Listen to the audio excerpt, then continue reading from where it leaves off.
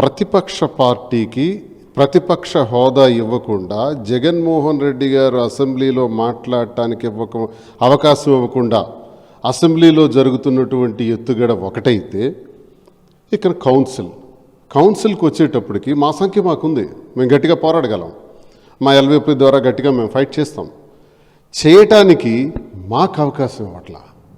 విచిత్రమైన ధోరణి ఏంటంటే ప్రతిపక్షం అధికార పక్షాన్ని ఇరకాటంలో పెడతారు. ఎక్కడైనా అధికార పక్షాన్ని ప్రశ్నలు వేసి అందులో ఈ బడ్జెట్ సమావేశాలు కాబట్టి చాలా గట్టిగా మాట్లాడే అవకాశం ప్రతిపక్షానికి ఉండాలి, దానికి అధికార పక్షం సమాధానం చెప్పాలి. కానీ మేము అడగక ముందే మాకే అవకాశం ఇవ్వకుండా వాళ్ళే పోడియం దగ్గరికి వచ్చేసి అధికార పక్షానికి పోడియం దగ్గరికి రావాల్సిన అవసరం ఏంటండి? చైర్మన్ మీద ఇష్టానుసారంగా అసభ్యకరంగా బిహేవ్ చేస్తూ లేనిపోని ఆంక్షలు అనవసరంగా సభా సమయాన్ని వృధా చేస్తూ అసలు బడ్జెట్ నాకు తెలిసి ఇప్పుడు నేను ఈ 3-4 సంవత్సరాల్లో చూస్తున్నటువంటి దానిలో ఇంత వరస్ట్ బడ్జెట్ నేను ఎప్పుడు నేను చూడలే.